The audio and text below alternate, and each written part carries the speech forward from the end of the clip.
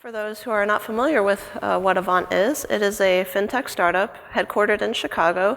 We are lowering the costs and barriers of borrowing through the use of big data and machine learning. And I'm going to offer a slightly different perspective on Docker containers. I think a lot of the talks today were centered around deploying services. But what I'm going to talk about is how to use Docker containers for data science. Anyway. Okay. So there's no doubt that data science is changing the way that business is being done. There are lots of communities and resources out there where people can gather and share best practices, new packages that are out there that promise to build the most predictive models. However, you rarely hear data scientists talking about the more mundane details of doing data science. Wrangling several different APIs together to fetch the data and then loading it into R for analysis. Or you don't really hear the story where a data scientist is training a model on a server and then the model training fails in the 12th hour because the server ran out of CPU. So you don't really hear these stories that much unless you work at a company that has data scientists and you happen to sit next to them during lunch and overhear them talking about this stuff. So at Avant, we are no exception to this. So to provide a bit of context, the data science team at Avant uses R. R is a wonderful statistical programming language, and that is where its origins are. So as a result, R lacks some of the niceties and conveniences that you would find in other more production-ready languages like Python. In fact, the R community is rapidly trying to bridge the gap, and Avant Data Engineering is actually one of the biggest open source contributors to the R package as far as those capabilities are concerned. So one of the gaps that R has is dependency management. So R's dependency management is not the greatest. It's very easy to introduce conflicts that break things downstream. So I will talk about this later, but yeah, so that's one of the things that we worry about at doing data science at Avant using R. And another thing that we encounter, another category of problems that we encounter at Avant is ensuring that we have enough resources to do our jobs, to run our jobs. So the model training breaking in the 12th hour, yeah, that happens at Avant, not gonna lie. So we definitely have these problems. And especially when you scale it out to a team of about 15 people, things get exponentially more complicated. So prior to the solution that I will describe momentarily, at Avant Data Science, we have two servers. We had two servers that were very large, and all the data scientists were sharing it and running their jobs on it, usually concurrently. And these jobs tend to write to disk a lot, and oftentimes they overwrite each other, step on each other's toes, and that creates that creates errors that require a lot of time to track down, and also creates a lot of headaches. No one likes to do that. So we definitely needed a solution that guaranteed isolation, and that's why we chose Docker containers. We felt that Docker containers would definitely provide the level of isolation that we desired. For starters, we would just run one job within a single Docker container, and just to be safe, we would run just one Docker container on a server to avoid any issues with stepping on each other's toes or multi-threading. So to get started with the Docker container, we first needed to specify the base Docker image. So the Docker image is described using a Docker file. And the Docker file, defining this Docker file is a lot like defining the system requirements for our interactive R workspace. So obviously install R, install Python, because some of the R packages actually use Python. Install the C dependencies, the C libraries that are used for compiling certain machine learning algorithms, and also install some AWS interfaces for uploading things to S3, for example. So that's some of the examples of things that went into our Docker file, which then would be used to create the Docker image. We iterated over the creation of this Docker file with actually the requirements list for our R interface, for our R workspace. So our R workspace also has a list of requirements, required R packages, and we took this opportunity to ferret out any unused or duplicate R packages that we had forgotten about that were creating issues. We also took this time to enhance the package manager that we were using for R. It's called Lockbox, and it's open source, and it was actually created by Avant. So we took the opportunity to clean it up a little, refactor it, make sure that it is more robust to any new packages that we would add in the future. So it would be robust and able to handle any new packages that we handle in the future as far as resolving those dependencies are concerned. So once we have the dependencies all sorted out for both the Docker image and the interactive R workspace, that meant that our test suite was passing, which, by the way, our test suite was running. We were performing our checks against our test suite the entire time throughout this process. So once our test suite was passing, well, we decided to, we then built the Docker image, because then we knew that we had a Docker image that would work. And then we also finalized the requirements list for our R interface, for our R workspace. And we also fixed up any tests along the way that were formerly flaky, but now not flaky, or we also got rid of any tests that were no longer relevant because everything was stabilized in our R requirements list. So once we have the Docker image, which is able to run a Docker container, which is able to run an R workspace that's free of issues, we decided to get our continuous integration platform on the same page, which is Jenkins. So we spun up a new EC2 server running Jenkins, and then now Jenkins is able to run the test suite and produce the same test results as we would expect when running the test suite locally. So as a final step to our Jenkins build, this is new, so as a final step to the Jenkins build, we instructed it to take the Docker container that it was running the test suite in, take that Docker container and export it and save it to S3.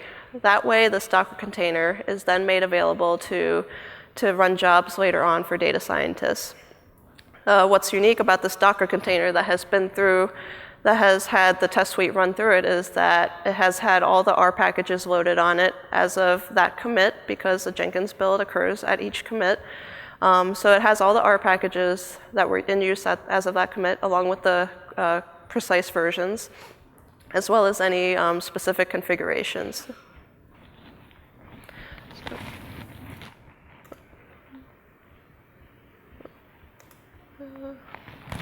Sorry.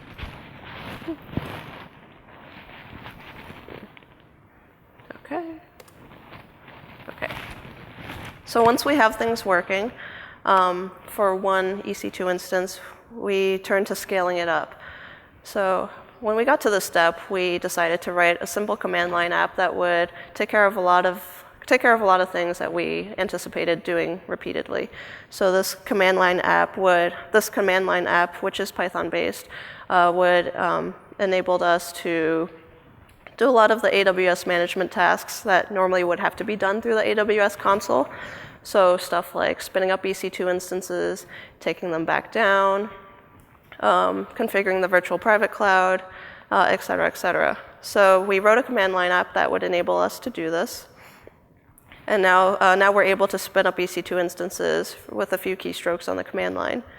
So any new EC2 instances that we spun up now sit in the same VPC or virtual private cloud, which made it easy for Celery, which is an asynchronous task queue package in Python, made it easy for Celery to keep an eye on all of them and to basically run a task queue across all of them. So any job requests coming in through Celery can then be sent off to an available worker to take on the task.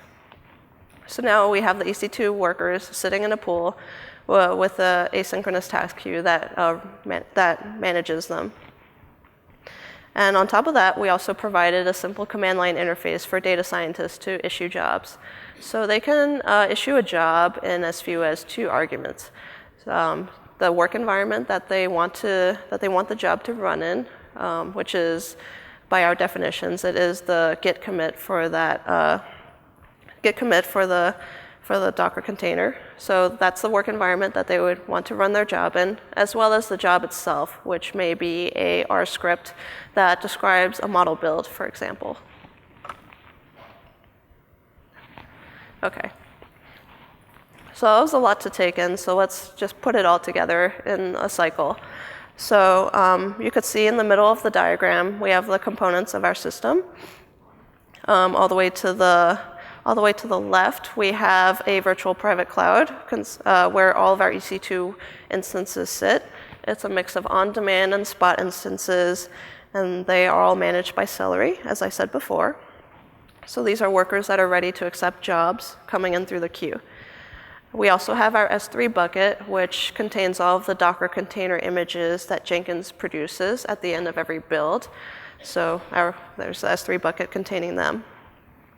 So let's say we have a data scientist who wants to train a model. So she writes the R script that details the steps for training her model, and she pushes that script to GitHub. And GitHub then obviously receives the commit, and then Jenkins runs the build for that commit. So in this scenario, actually a lot of our instances running Jenkins are actually spot instances. So chances are a spot instance picks up the job, and on that spot instance, it does a git pull and pulls in the changes that she had made. And from there, it starts up a new Docker container from that base Docker image that we had created during the stabilization phase of this project. So it creates a Docker container from that base image, runs the test suite within that container, and then reports the result back to GitHub, like a good CI would do, and then exports the container to S3. And that container now has all the R packages that were present as of that commit, and all the configurations that she may have also made. So that container is now sitting in S3. Once the build is done, the data scientist is then able to actually submit a job through the command line interface that we provided. So the job request comes in. In that job request, hypothetical situation, she specified that 3 instances run her job because she has programmed in some sort of she had specified a job with 3 tasks in it, for example. So there are 3 instances that are provisioned, and the Celery fields the request, spins up those 3 instances, and then on each of those instances, it downloads the container that she had specified in one of the arguments, which is the commit hash. Each one of these EC2 instances downloads the container, then spins up the container, runs the task that was assigned to it. So each instance has its own specific task, remember. So each instance runs the task that was assigned to it, and then per our setup, we also have, at the end of the task, the log file for that task, as well as the result of the task. The status code, exit code of that task is written to Redis. And finally, per the data scientist's request in her modeling file, she actually explicitly specified that all results get pushed to a different S3 bucket, where she is then able to retrieve them and then continue on with her work. So that is, in a nutshell, the system that we've put together and how it works in action. I hope that ties it all together for everyone. So some of the benefits, there are lots of benefits to our task queue setup. The first benefit is that it's flexible to any composition of EC2 instances. So as I mentioned before, we can have a combination of spot and on-demand instances running in our worker pool.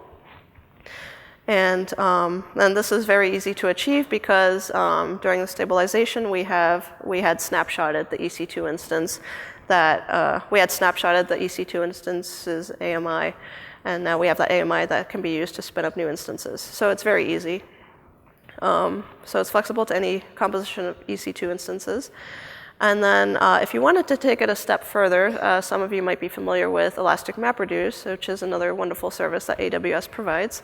So if you wanted to take it a step further, you can switch to EMR and completely ditch the pool altogether. And the main difference is that any job coming in would then receive its own EMR cluster, and that would further guarantee isolation that the pool is not able to achieve, because the pool is still susceptible to bottlenecks when there are too many jobs in the queue. But the EMR cluster, not so much, will modulo any AWS constraints that you may have in place. So yes, it's flexible to any type of worker situation that you have. Configuration only needs to happen once. As I mentioned before, once we have that EC2 AMI, we could just spin up new EC2 instances, no problem. The analogous version for EMR is once you go through the cluster setup once for one EMR cluster, you record the steps that you had taken and in a list, and then you save that list as the list of bootstrap steps in EMR terminology. So any new EMR cluster that is spun up will run through the same list of bootstrap steps, and the configurations will be made, and everything will go smoothly after that.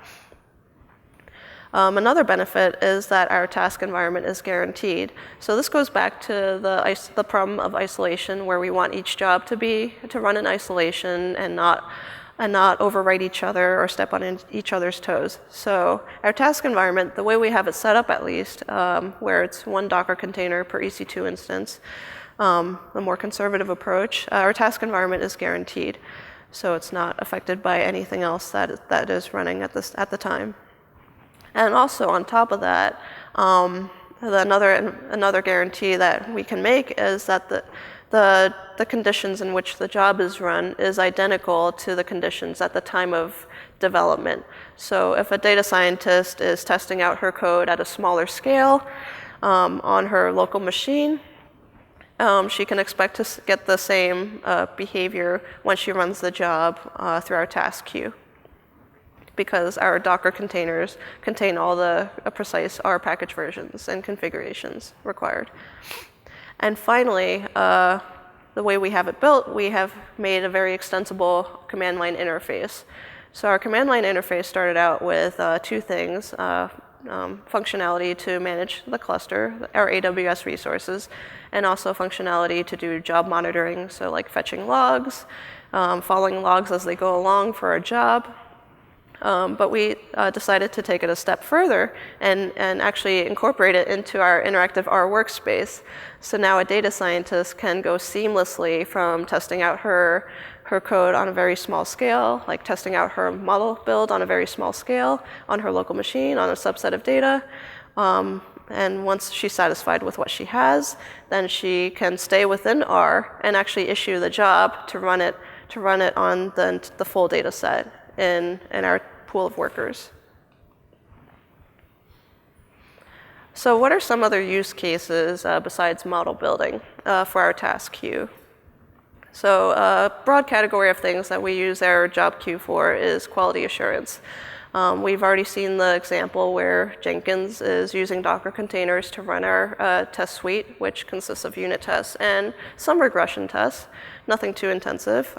We've already seen that use case. But some other testing that we do on data engineering is actually data validation, specifically cache validation. So we have prior to the solution, we had a cron job server. We called it the cron job server affectionately. It's a server whose only purpose is to run this cron job, among other cron jobs, that checks the caching layers and makes sure that the data is not stale. This job runs nightly. And another job on that cron job server is model consistency checks. So what that means to us is we're planning to deploy code to production, but prior to doing that, we want to make sure it does not adversely affect any models that are in production, any of our predictive models that are in production. So this cron job performs these 2 checks every night, and the cron job solution was not perfect because occasionally tests would fail or tests would not exit cleanly, and then there would be a lot of accumulated cruft on the cron job server that would occasionally produce spurious test results, and that was not great. So now we run these tests that were previously on the cron job server. Now we run these tests through the queue, and we can completely ditch the cron job server, which was also very expensive to keep up and running at all times. Another use case is parallelization. At this time, parallelization is on the end user, which means the end user will have to specify how they want to split up their work and how to put it all together at the end. But in a lot of cases, it's not difficult to do your own parallelization. One of the activities that data scientists like to do is manipulate data, specifically feature engineering. So a data scientist can use our task queue by issuing a job that splits data that partitions the data, and each task within the job would receive a partition of the data, perform the data manipulation functions on it, and then export the results to S3, for example. So it's not very difficult to do it trivially. And then another thing that we can parallelize using our task queue is model builds. So one of the types of model building that data scientists like to do is hyperparameter search, where you have a modeling algorithm, a machine learning algorithm like gradient boosted trees, but there are many parameters that you can tweak for that machine learning algorithm. So because there are many parameters you could tweak, you want to find out what the best set of parameters is that yields the most predictive model. So data scientists are actually able to do hyperparameter search using our task queue by issuing a job that then creates a bunch of tasks, that contains a bunch of tasks where each task corresponds to a set of parameters that they want to build a model for. So that's a natural use case here, where you just build a bunch of models at the same time on different parameter sets. And there are also other advanced modeling strategies that data scientists can implement using our task queue, such as like multi-stage modeling, for example, where the job would then consist of tasks where each task is instructed to build a model for a particular stage, and then at the end, those individual models may be aggregated. The data scientists can get creative and issue a second job that would actually do the aggregation for them. So our task queue is actually very flexible to doing very basic parallelization tasks specified by the end user. So anyway, that's how we use Docker containers at Avant to create consistent and scalable workspaces for data science teams. We have, in the meantime, since we've got this running for the last 2 months, we have reduced the number of headaches that we've had that were previously allocated to resolving dependency issues and scaling up resources, scaling down resources. And also at the same time, our data scientists are, now that they don't have to worry as much about restarting jobs or retrying things, now they're able to do more creative exploration with their work, which is always a win. And for us data engineers who create and support these tools, we've obviously spent less time doing support for this, and now we're able to devote more attention to creating new and innovative solutions for our data science teams. So thanks for attending.